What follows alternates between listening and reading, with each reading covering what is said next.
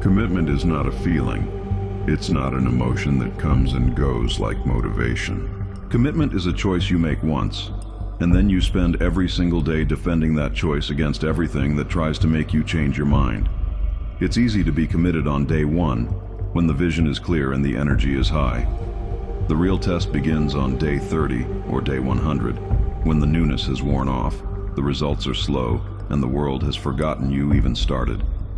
That's where commitment lives. Not in the starting, but in the continuing. Not in the spark, but in the long, steady burn. Why do we struggle with commitment?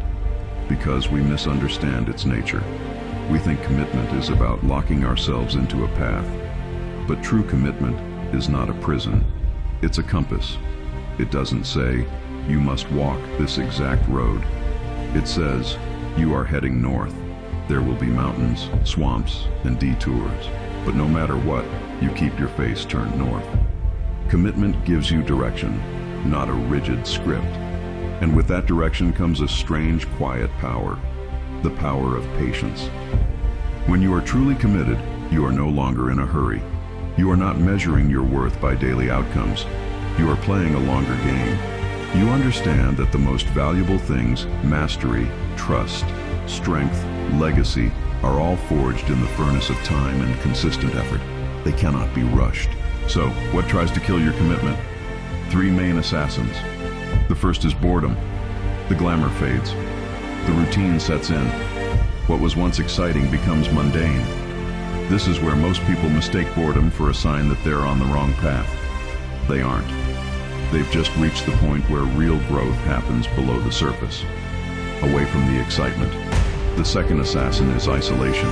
You start alone, you work alone, and in that silence, doubt grows loud. You look around and see no one else on your path. You wonder if you're foolish for believing in something no one else can see yet.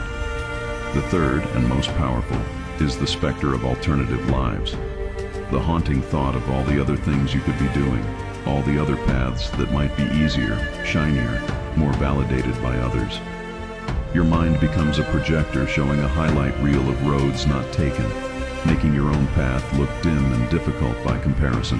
How do you defend your commitment against these assassins? You don't fight them with willpower alone. You build a system.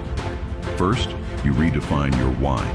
Your initial why might have been a goal to lose weight, to build a business, to learn a skill. That's not enough to sustain you. Your deeper why must become an identity. You are no longer someone trying to get fit. You are a person who honors their body. You are no longer someone trying to build a business. You are a creator who solves problems. You tie your commitment not to an outcome, but to the person you are becoming. The action itself becomes the reward. Second, you embrace the mundane. You fall in love with the repetition. The same lift, the same code, the same practice.